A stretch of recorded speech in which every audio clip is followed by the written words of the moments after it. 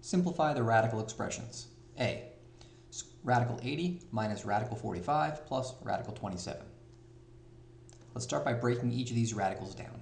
80 is 2 times 40, which itself is 2 times 20.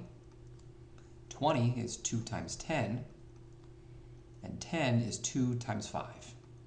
So that means square root of 80 is the same thing as the square root of 2 to the 4th times square root of 5. Now, the 4th power and the square root, we can simplify these by dividing the power by 2. So this gives us 2 squared, which is 4, times radical 5. So radical 80 is the same thing as 4 radical 5. Now let's move on to radical 45. I know that this ends in a 5, so we can divide it by 5. We get 5 times 9. 9 is 3 times 3. So that says we can rewrite this as 3 squared times 5.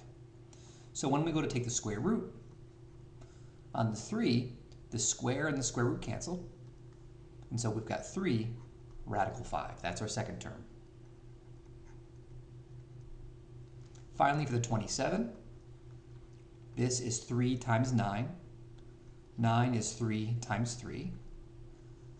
So that means we can write this as 3 squared times 3, and each of these gets its own radical.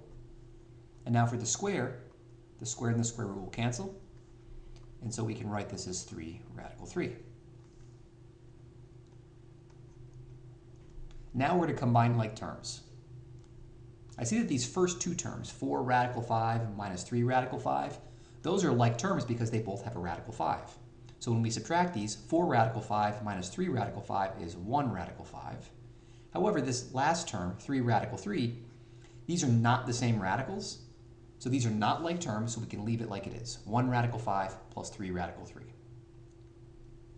Part B, radical 20a squared minus a radical 45. I'm going to take the 20 and break that down as we did previously. 20 is 2 times 10. 10 is 2 times 5. So we can think of this as 2 squared times 5. Each of these is in its own radical. So for the 2, the square and the square root cancel.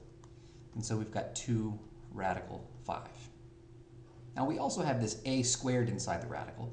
Now the same thing is going to happen. If you have a squared under a square root, the square and the square root cancel.